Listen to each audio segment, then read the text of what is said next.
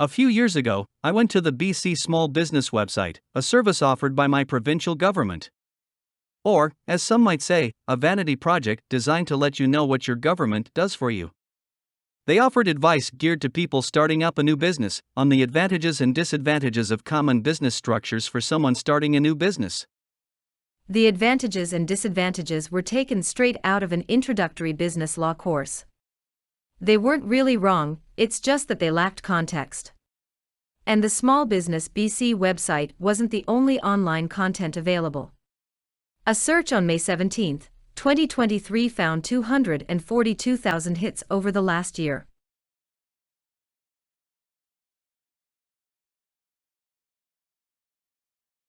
It seems that many advertisers want to connect with people starting a business.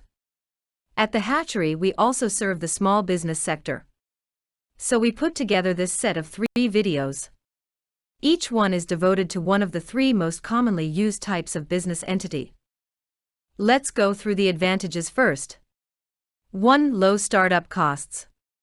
2. Greatest freedom from regulation. 3. Owner in direct control of decisions. 4. Minimal working capital required. 5. Tax advantages to owner. 6. All profits to owner. Sounds good. But let's put things in context.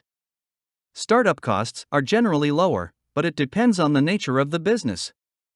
A restaurant or a pub will usually require significant investment in leasehold improvements. You will not have to incorporate a company. And you won't need to draft a shareholder agreement or a partnership agreement. If you're working from home or the back of your truck, your location costs will also be low. However, that isn't really different from a partnership or a corporation. Again, that's generally true. But if you're selling cannabis, medical devices, or items for human consumption, you will be subject to stringent regulation. Also, if you intend to hire people to help, you'll have to be aware of employment standards and understand the difference between employees and contractors. Okay, that is true. Unless you need to borrow money to implement decisions. Then you'll need to convince a lender or a spouse that the decision makes sense. The amount of working capital required isn't a function of the type of business structure. It depends on the type of business. Tax compliance is often cheaper, but you will likely be missing out on some tax planning opportunities. Also, certain tax incentives for research and development, the gaming industry, or venture capital incentives to investors won't be readily available. In a proprietorship, all of the profits do go to the owner. Just as important though, startup losses to the owner can be used to offset income in earlier years. Clearly, your personal situation is important here. Losses can also be carried back by partners to offset their income, if any, in prior years. Now, let's go through the disadvantages. 1. Unlimited liability. 2. Lack of continuity in the absence of an owner. 3. Difficulty raising capital. 4. No name protection. While a great deal is made of the protection offered by incorporation to shareholders, in practice this doesn't really have all that much value. Most businesses, including limited companies, use insurance to protect themselves from liability. In that way, they aren't much different than sole proprietorships. When incorporated companies borrow money, lenders almost invariably require personal guarantees from shareholders.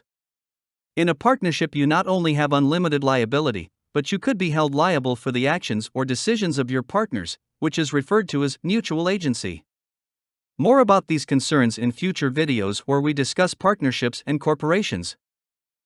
If a proprietor dies or steps away from a business due to ill health, this could have a devastating effect on the business.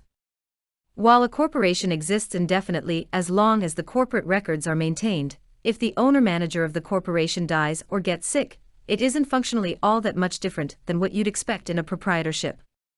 When the sole shareholder steps away from the corporation, effectively there no longer is a business.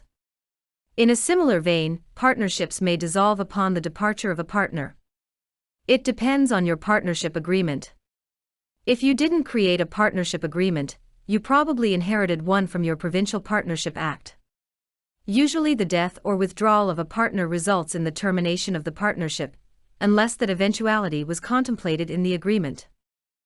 Difficulty raising capital? Who wrote this? Raising equity in a small business, no matter what structure is used, is very hard. Regardless of what structure was used, if the business is successful, the structure can be modified to suit investors. The answer here is somewhat nuanced. My understanding is that Janet Smith, management consultant, can't be stopped from using her own name. If you own a website, you will still own the web address, even if someone else has a similar name. You may even have trademark protection of some sort, if you have been using your business name for some time. If the name of your business has value, you should probably get advice from a specialist in intellectual property. You might even consider incorporating a company to own the name at the outset. Once again, context is critical.